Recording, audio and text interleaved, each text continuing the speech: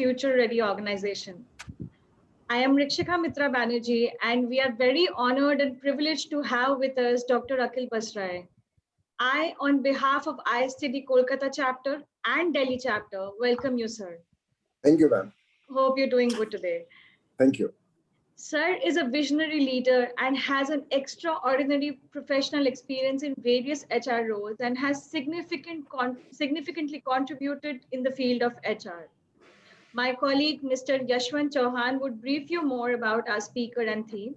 Before we go over to him, a quick announcement. We encourage active participation, so we request all of you to kindly unmute your microphones when you would like to ask questions to the speaker or contribute to the discussion. At other times, kindly keep your microphones on mute. Also, as great as voice technology is, there is no substitute for seeing another face, human face, I mean. Therefore, request all the participants to give your undivided attention and keep your cameras on at all times. It gives us a feeling that we are all sitting in one conference room. After all, this is not an audio only conference, but a video call conference. I don't want to take up any more time. Would now request Ms. Shunjukta Malakar, Chairperson ISTD Kolkata chapter, to kindly speak a few words and initiate today's proceedings, please. Ma'am, over to you. Thank you, Mrigoshika. Thank you very much for all the initiatives that you have taken up on behalf of the Kolkata chapter to organize this beautiful program. And I heartily welcome Dr. Busrai, who also speaks Bengali sometimes. That is very encouraging for me also. That's talking to sir is very nice feeling. It gives a very good feeling to me. And the chairperson of Delhi chapter, Mr. Jain, I also am very grateful to you for all the support that you and your team had extended to us.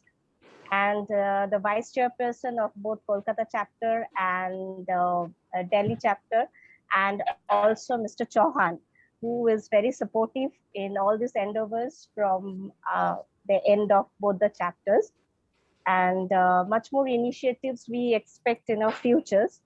And it's very nice topic that has been chosen for today, because in today we just going through a phase, and the companies really don't have time to lose. Basically, they need to act fast, they need to move with the speed and quality in this respect.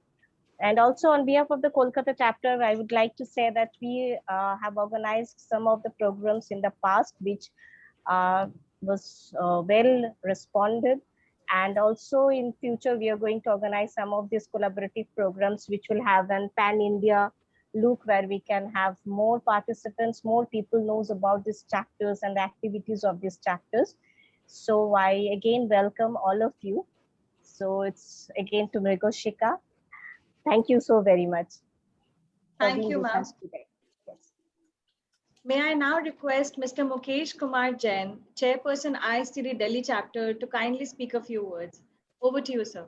Thank you so much. And I'm indeed grateful to Madam Sanjukta and entire team of Kolkata chapter to associate with the Delhi chapter and organize this wonderful program with our own Dr. Aquil Busrai on building skills for future ready organizations.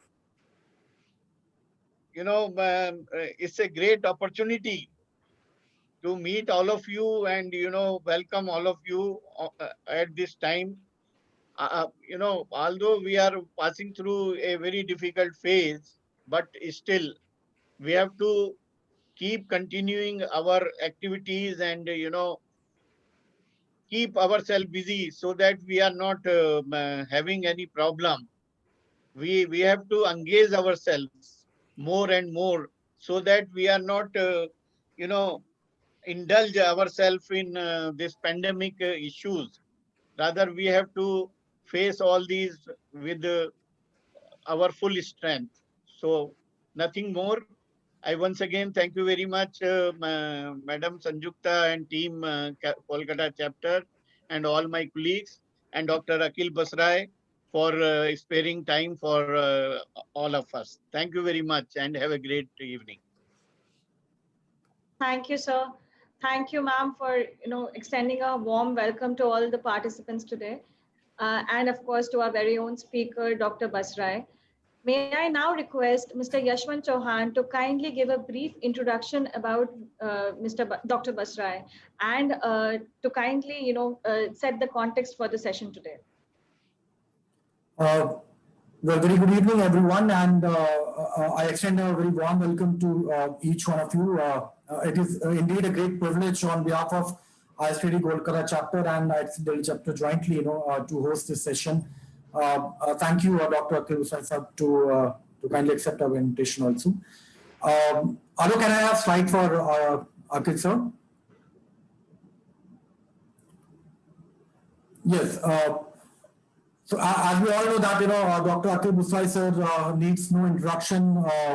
He's one of the pioneers in the field of HR and has, almost more than 4 decades of experience, almost 47, 48 years of experience working in various industries.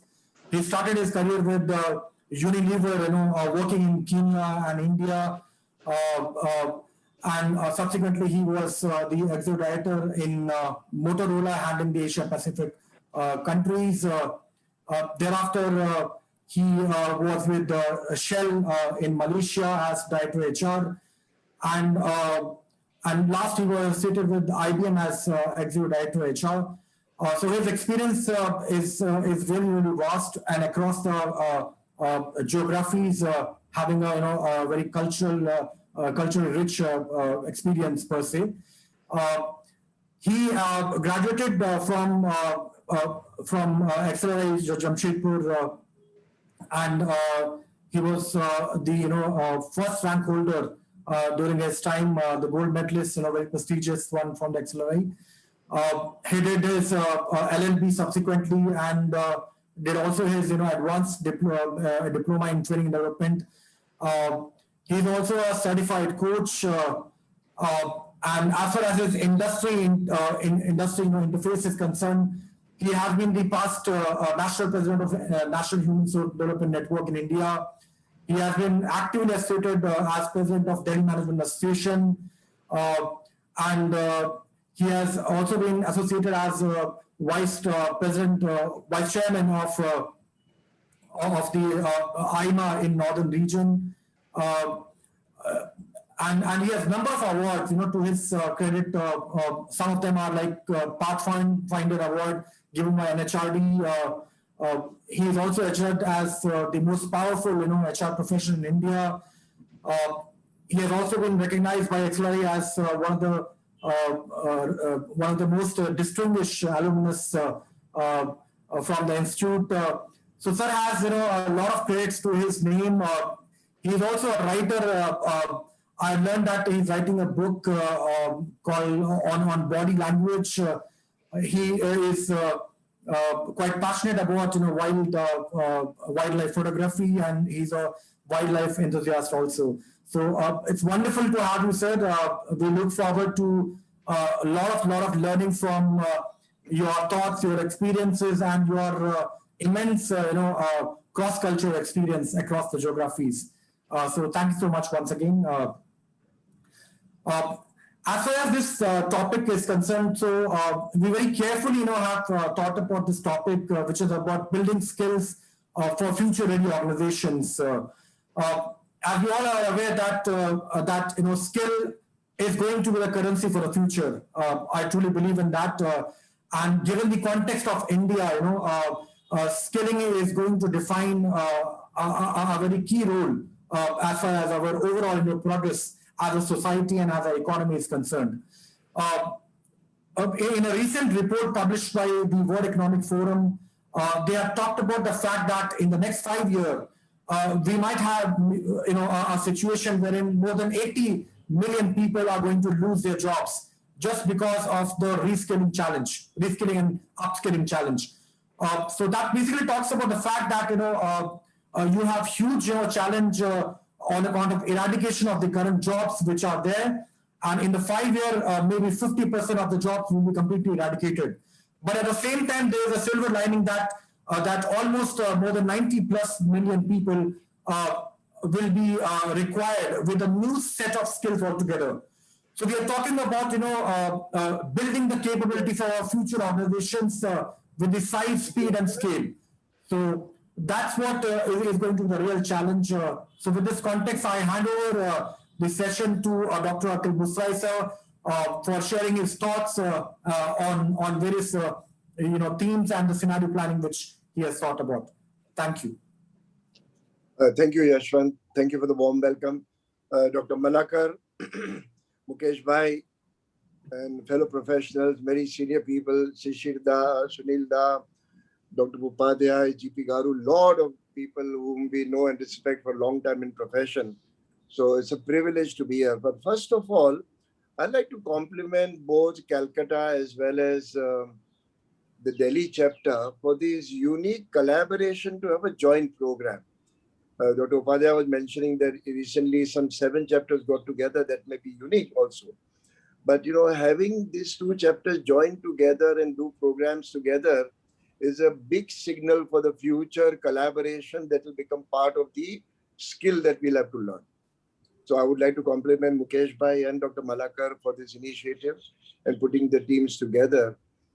The topic when you talk of building skills for future-ready organization, and I realize with the senior audience like this, I don't want to go into giving cliche examples of unprecedented time and how it has hit us and how industry has suffered. I'll not go into that. Instead of that, what I have prepared for today's session is using scenario planning method that Shell has been famous for. Those of you who are interested to look up a little more details, have a look at Shell scenario planning. Every 4 years, Shell would put about 120 odd people together from different streams, scientists, academicians, futurologists, technical people, including seismologists, those who predict earthquake, and ask them to say what can happen, however ridiculous it sounds. And if it happens, how will Shell deal with it? And give you one example. In 1987, I was fortunate in my career with Shell in Malaysia, Brunei, to be part of the 2 scenario planning core team. And we were huddled for 11 days in Netherlands amongst ourselves to discuss almost 10 to 12 hours each day, each of the scenario. In 1987, one scenario was, what if Russia breaks up? That time, 1987, Russia was at the peak of its power. It's like today we talking about China breaking up into 5 provinces or 10 provinces, what will happen? But scenario planning uses technique like that. Anything can happen in the world. And if it happens, how will we prepare ourselves? 87 scenario planning talked about Russia breaking up. 91 December 12, Russia broke up. And that is the time Shell just took out his book and say, in that scenario, what should we do? So early morning on 17 December, a plane landed in Sakhalin in North Russia with scientists, commercial people, and met the mayor for 2 days and signed a deal for extracting oil in Sakhalin, when ExxonMobil and Total and all were still meeting in air-conditioned offices of their headquarters to find out what to do. I'm taking this example that we in HR will have to now look at ourselves as planners, advanced planners, rather than only doers. We are becoming too famous for execution. We are very good at doing something, fighting fire, and we did an exceptional good job during COVID, and we must pat ourselves on the back. But what happened, if you remember that Muchiwala wing commander Abhinandan Vardhaman or something, he was unknown till he flew his aircraft into Pakistan territory and he was arrested. And overnight, Abhinandan's name became famous and his moustache became famous across the country. Crisis brought him into prominence. HR had the same opportunity. It was COVID that brought us into prominence. And suddenly line managers were frozen like a deer in a highway, when it gets hit by the headlight of a motor car, it freezes out of fear. Doesn't know what to do. An animal. And that's what happened to many senior line managers, many senior CEOs and CXO level. They did not know what to do. And that is the time, and I'm very proud to say this, that is the time when HR took out his best weapon in his hand called empathy, and used it for benefiting people. And it worked. And when it worked, business realized that let's listen to HR. And they listened. So all of you will bear witness that HR had its spot in the sun, leadership, thought leadership, because of COVID. And because we knew exactly what to do at that point of time and others did not know, HR was respected. The only point is that we have to sustain that leadership. We cannot go back and say, okay, back to business, HR, oi form bharna, ye karna, meeting karna, engagement karna. We'll do that, many of those things, but this is the opportunity. So for today's session, I have done scenario planning. And of course, I've got 20 scenarios. I'll go very quickly into that. And Regan and Yashwant, you can pick up anything from there. And sure. I'll be very happy, Mukesh Bhai and Dr. Malakar, if you want to have a longer session with members on this scenario planning and items that we shared today, to work out more detailed action plan as to how to do and what to do. I'll be more than happy if you have an appetite or interest, Mukesh Bhai and Dr. Malakar. So scenario one, nothing will return to normal. And it's a false hope that many of us saying, when will things go back to normal? Because we are so comfortable with certain things that we are familiar with that we all want to go back to normal. In my opinion, there is no normal. That normal we knew is dead. We cannot go back to that normal. So hoping for those days to come back is actually a waste of energy and waste of strategy time. You cannot have denial as a strategy. So as a first part is to accept that this old normal that we knew will never come back, and we'll have to cope with the new situation. New situation means we'll have to do away with many things that we did very well in the past. Throw away things that we were good at. It's very easy to say all this in a webinar like this. How many of us will throw away things that we have built with our sweat and blood over the years? And I'll give you two examples. Succession planning and high potential list. All of us on the call know how much energy and time and attention goes into preparing succession plan or high potential list. We pick people carefully, we train them, we put them to development plan over the years. All I'm now suggesting, we have to throw it away. We actually discard it for simple reason that what skills we thought in till 2018-19 will be required for future are obsolete. How can you then have a map that this is how we will have succession of so-and-so play position by so-and-so because he or she has that skill, or we have invested in that skill because that skill may be obsolete? How can then you rely on the succession plan? How can you then rely on the names that we swore by 2 years ago and now they're not relevant? We identified some of our high potential who lead us to future. The skill has changed. The requirement has changed. And the requirement they had may not be the right requirement for the future. We'll have to revise that. What I'm highlighting briefly is that we'll have to let go some of the things that we are very proud of and hold on tight. Very difficult thing to do. Oh, pyar se banaya hai. The document has been our baby. How can you throw it away? But that is the courage of professional conviction that HR will have to display and demonstrate for the good of the organization. Second, home will be the new hub. This WFH, etc., is going to be a passing phase for some time. I'm surprised that some big organizations are talking about permanent WFH and all. I don't want to comment on their judgment. They are entitled to it. But it is also to be remembered that working from home for medium scale organization, manufacturing organization is impossible. As an HR community, we cannot just get excited by big organizations like IBM and big names and rich and famous and say, oh, they will do this, they will do this. What about MSMEs? What about manufacturing? What about our local industry?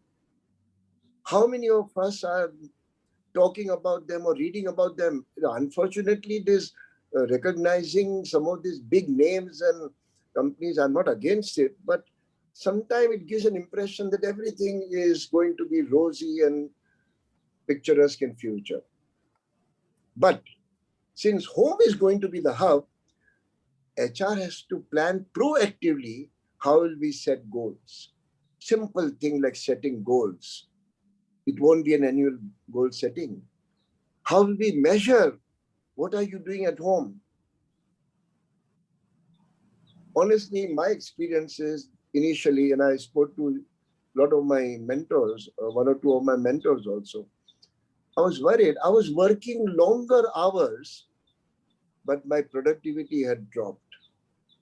I would look at my to-do list, half the items ওখানে tick হয়নি কেন জানি না I mean I was confused that I'm spending so many extra working hours, and I'm being very honest with fellow professionals, but my productivity output was lower than what it was earlier. And many of us have suffered this. Many of us are scared to talk about it. People like GP Garu and talk about mental health, I get very scared. For simple reason, will somebody say that I need checkup? In our society is a stigma. HR will have to find out whether some of these hidden issues can be surfaced and dealt with. Third one is there'll be tremendous pressure from business for more for less. They will be in a hurry to recoup lost businesses. In this 18 months, you don't know how long will it last, 15, 18, 20 months. When business comes back on its little bit of limping back, there'll be tremendous pressure to say, let's get back to our market share, our bottom line, profit line, etc. Now that is the time, unfortunately, there will be no patience to show HR. Jaldi karo. And that is the time HR will have to genuinely understand business. Many of us are very good at PBT, PAT, CAGR, right to the decimal point. But what is the business leader losing sleep over misses our horizon? That is the time HR will have to understand what is happening to competition. What is happening to the technological trend in the market? Which companies are coming up? Which companies are going down? And what impact it will have on my business, and how can I help find solution through people intervention for those problems? This sounds like a lecture. It is not. You have to get your hands dirty with the line managers, and this is the time to get to understand business because we have time on our hand. Coming briefly, the empathy level will fall, in my opinion. That's my scenario plan. Many business leaders will say, jab karne ka tha, we did best for people. Let's get down to business now. Now, this is reality. Empathy doesn't mean that we did a great favor to people. But many business leaders will say, now let's get hard-nosed decision. HR, will it HR stand up to that pressure? I'm not saying HR should become soft. Not at all. If we have to take a tough call, we will have to take a tough call and be part of that tough call. Dwarka Garu, a very good friend of mine, uses this word called tough love. You love people, but if you have to throw them out, throw them out. Now, I know it sounds very harsh. So I have a very simple formula that when you have to take tough decisions like reduction of manpower or closing down plants or reducing people, asking people to go, understand the rationale from employee point of view, not from company point of view alone. Are we fair? And when you understand that part, have the mind of a surgeon. Precise, you have to cut, but heart of a mother. That time, see that you give all benefits to the employee that's possible in the circumstances. These are very nice to talk in this webinar, write articles and all that. How many of us can really do it? But we have to be conscious of that. We have to do it. That is what is expected. Today, people have got faith in HR. If you notice, many organizations look up to HR as a person or bunch of people who stood by us in our time of trouble. Let that not be only a passing phase. Let us be advocate of employees. That's what our job is. We started our profession as advocacy for the people. Let me move quickly. Fluid work position is the next. All these neat boxes that we have organization chart defining this job and this job, this reporting to this job, in my opinion, they will all become faded. Many of them will disappear. Many of them will get combined, what I call tangential jobs. 2 people will be asked to do 3 people's work. Not only in terms of quantity, but in terms of skill.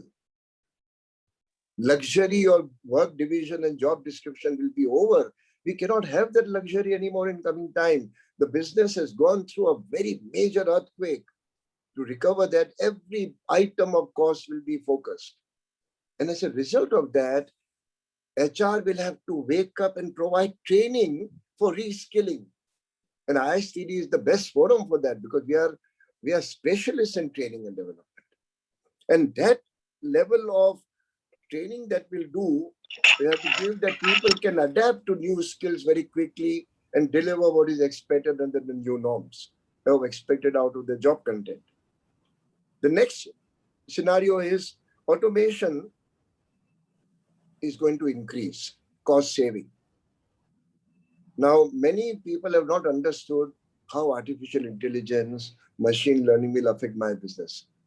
A lot of people read about blockchain, but you ask some of us to say, can you explain blockchain in 10 minutes to a 10-year-old child? They will fumble.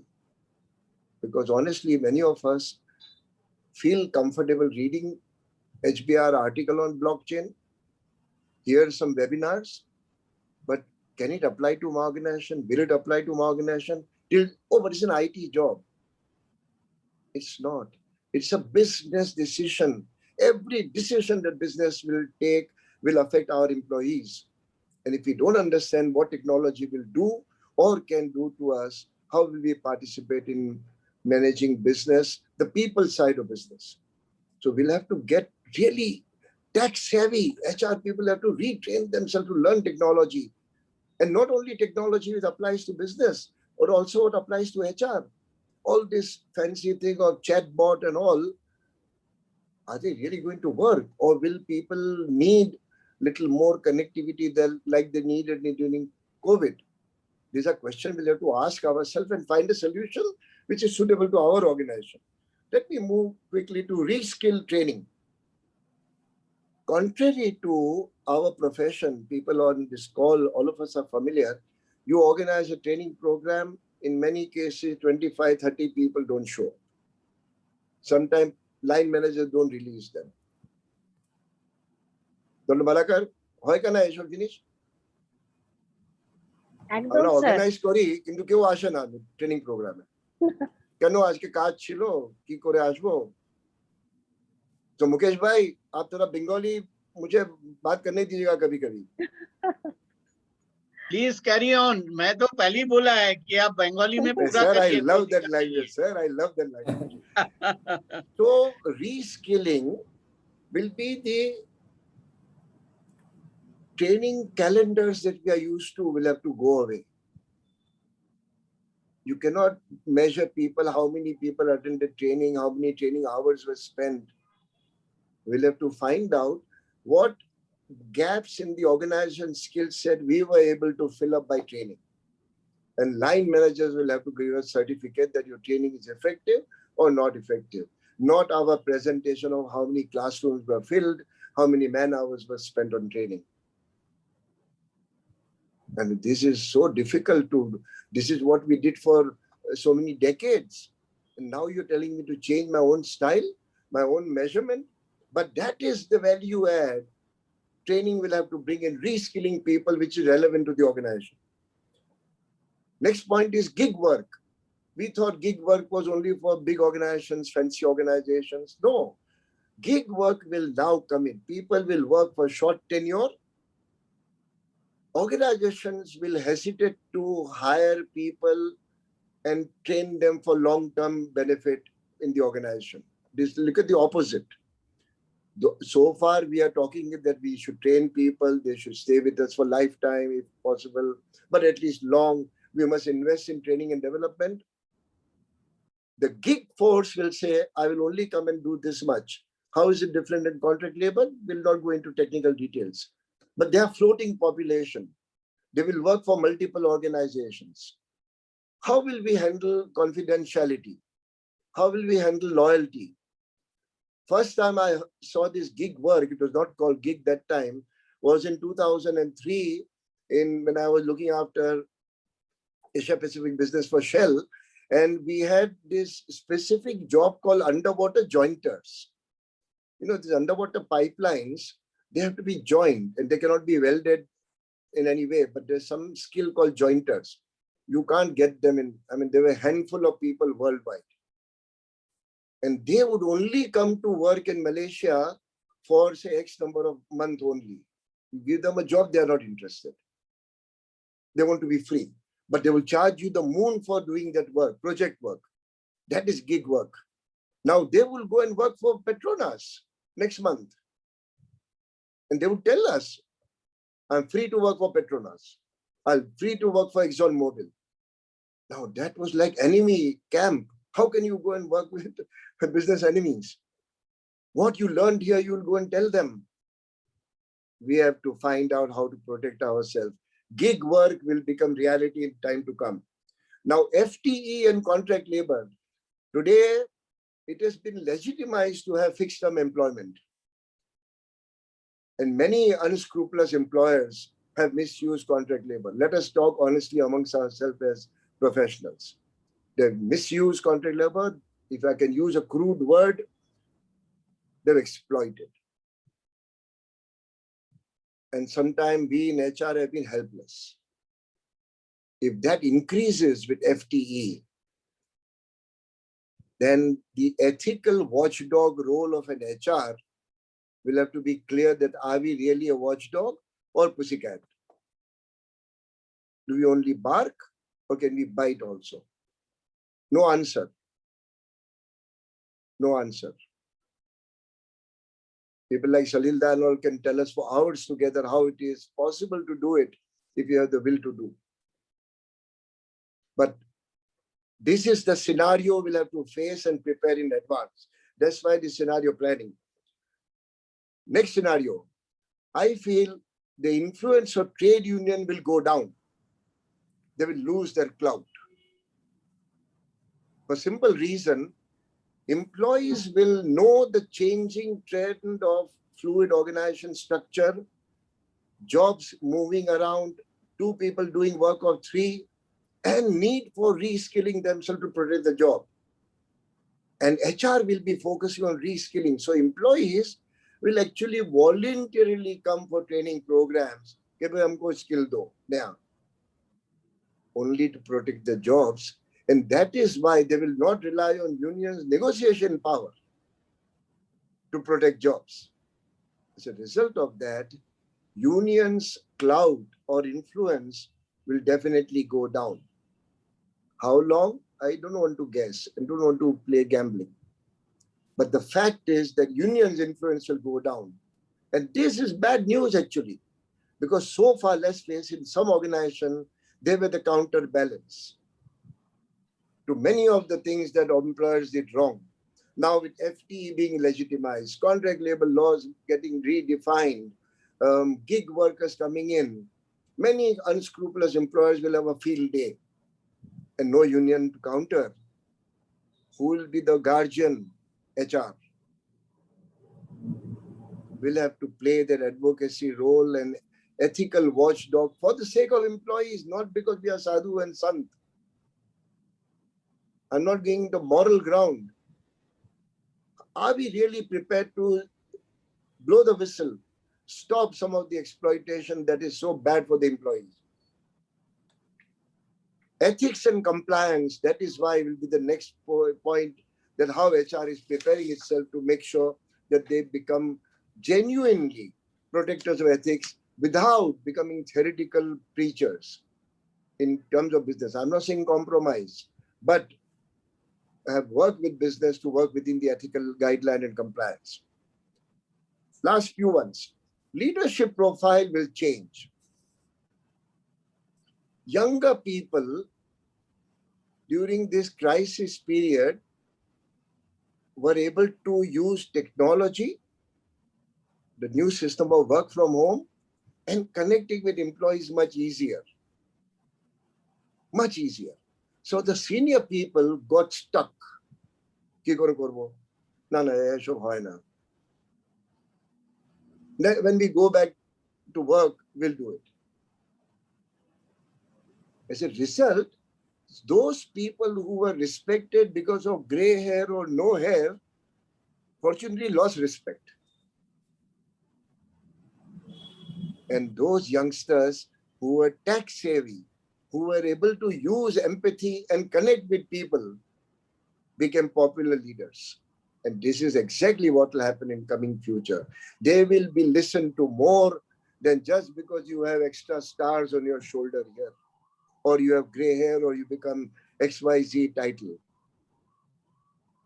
That leadership profile, techno-managerial skill will decide not age or tenure.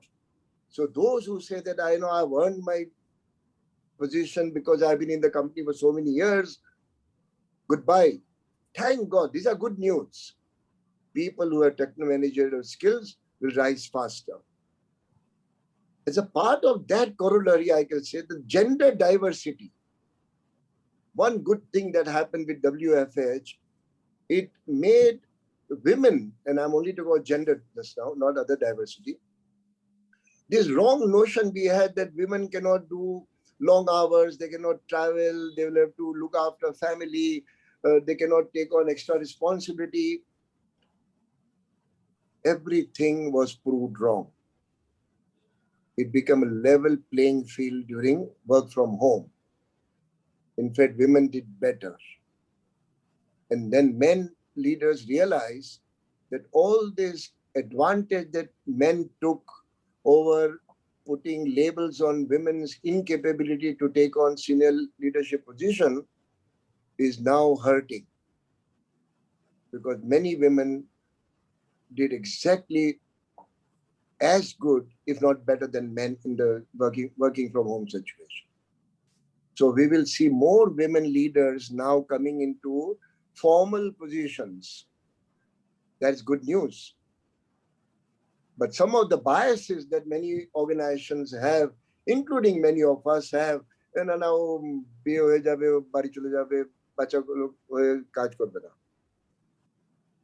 have to be dropped.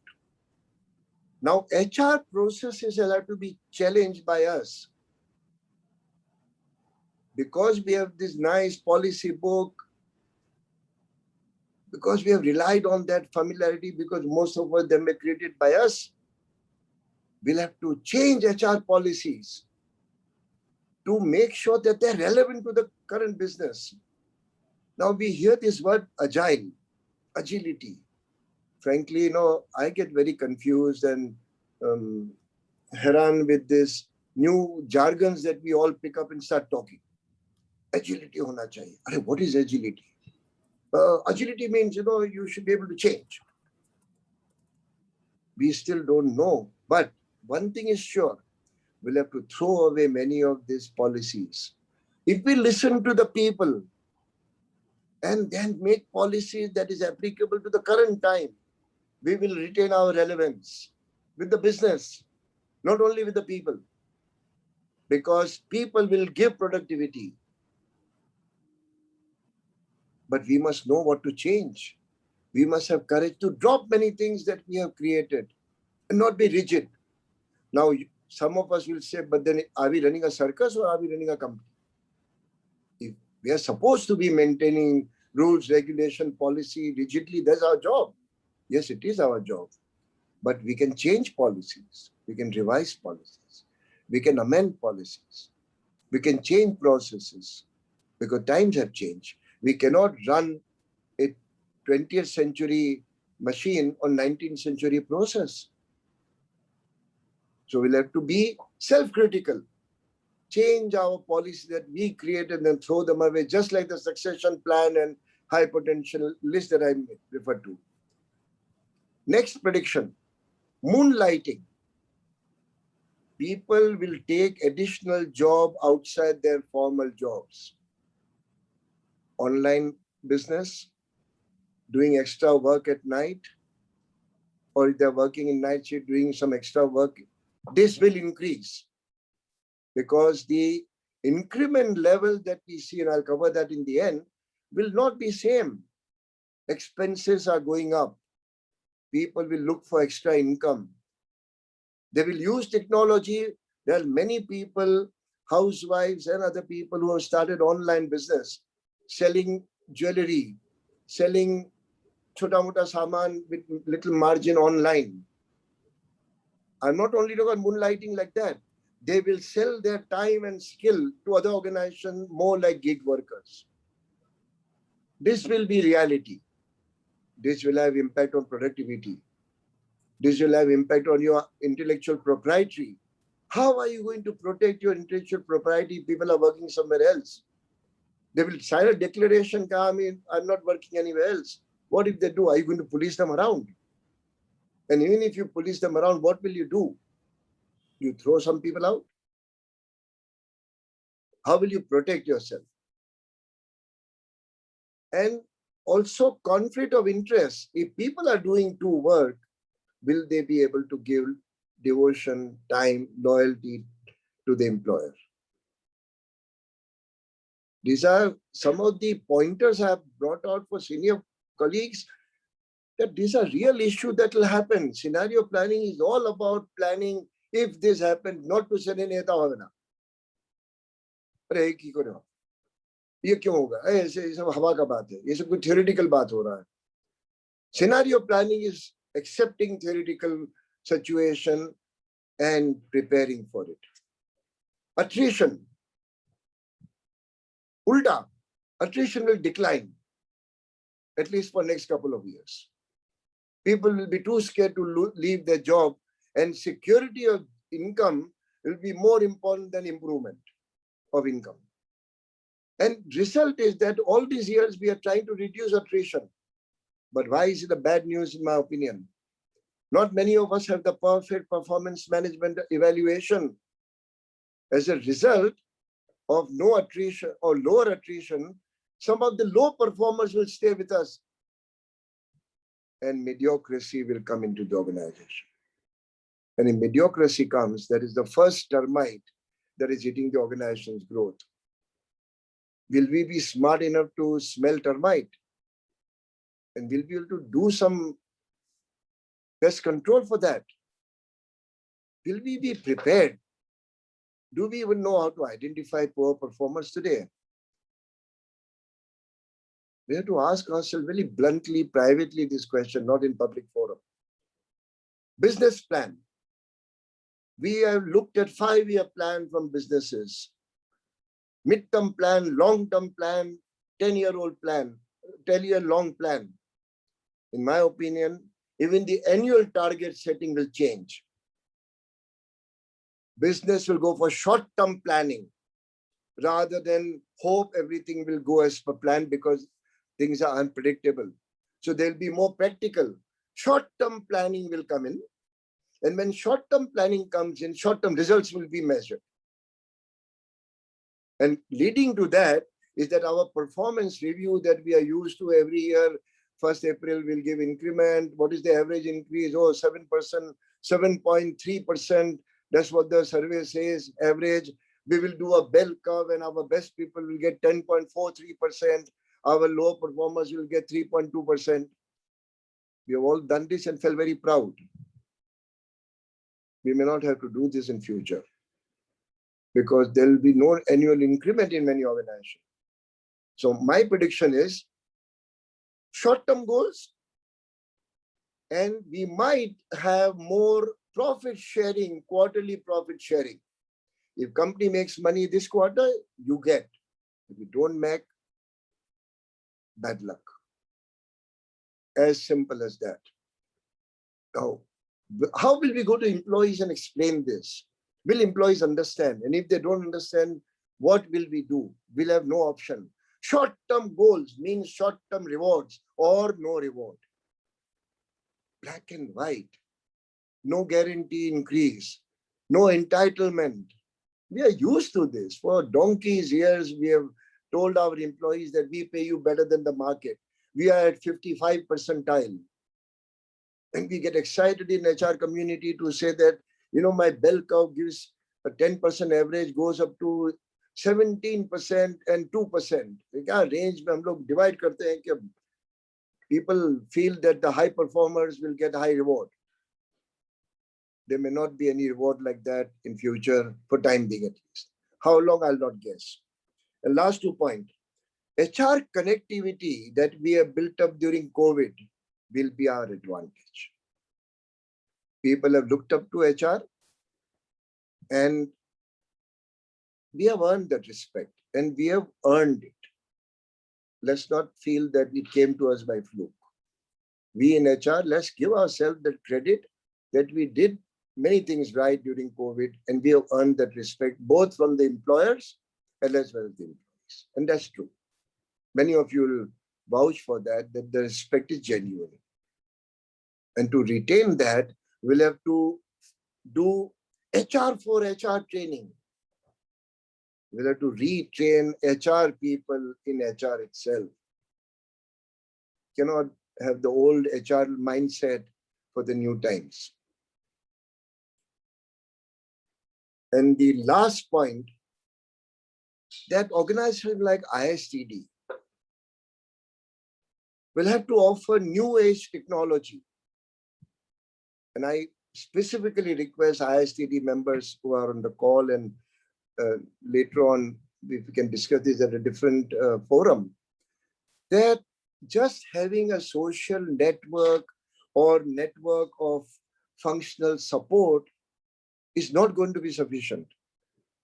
We'll have to provide network of helping each other real time.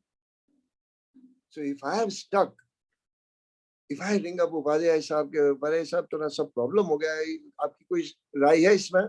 अरे अखिल भाई ऐसे मत करो यार, मैंने किया था, इस सुना दे ऐसे गड़बड़ होता है. I suggest you do like this. Real time. Not once in a while when we meet at some ISCD conference over chai or conference or regional conference. Or feel proud that we have a big network of members. We meet regularly, we have chai together. ISTD, etc. will have to give networking a different twist. This is the home I can go to for help, advice, guidance, knowledge, information, data. We'll have to become that bank. I'll stop here exactly my time, Mrigan, and the point I did my research on was to point out few scenarios that will evolve in time to come. Some may not. Some may happen bigger way, some may happen in a smaller way. But little bit of putting heads together, putting research together, putting our own experience together, I feel these are some of the points worth considering for HR professionals. I hope this was useful, and over to you, Mriganshika. And it was an excellent, insightful, and thought-provoking scenario planning, sir. I mean, we had really great, futures told to us by you. I wanted to ask you a question, sir. I mean, the impact of COVID has been multifold for organizations to sustain and drive productivity, as you said in the beginning. what would be a key differentiator for organizations to successfully execute their plan and strategy going forward for navigating this new world of hybrid work? Yeah, I think when you say hybrid, you talk about whether working from home and going to physical work or not. The hybrid is not only going to be choice between working from home and working from workplace. There's a third dimension that will come in, working from a common place, which need not be your workplace. I know two organizations who are buying small spoke and hub model. You don't have to come to head office or office itself. We will buy a small place nearby your locality, and that become a sub office to go and work, plug and play. All it will provide is you the networking, the IT network. Now, the type of work that can be done from work from home is limited. And I refer to this several times about manufacturing organizations, medium organizations. They call it luxury. In IBM, we did work from home in 2000, 2004, 2005. I started a concept called SOHO, small office, home office. And we paid people extra money not to come to work. There was a reason. We were hiring 1,700 to 1,900 people each month. We're expanding so fast that the office space would run out. And then we said, okay, by the time we get a new office space, equip it, we asked employees and we identified people who could work from home, like people who do coding work, etc. They don't have to come to work. They can work from home. And we are very clear, well-defined. And this is the answer. You have to be very clear about what type of work can be done from any location, including home. How will it be measured that it is done to the right requirement? Quantity, quality, time. And how will they be recorded that it is done with others? Anything that requires interaction with multiple people may not come under the ambit of work from home. So the hybrid will not happen by convenience. Hybrid will happen by necessity.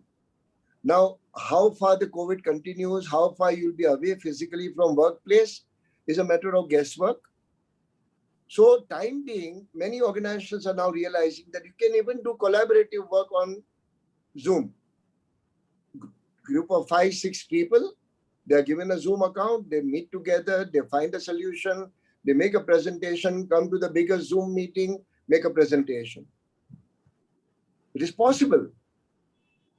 Now, the human part all of us miss is not meeting our colleagues.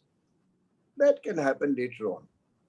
So the work from home is not going to stop work. Only a challenge will be, Veganshika, is manufacturing. Those who are taking risk and going to manufacturing locations, and there are hundreds of people who are affected.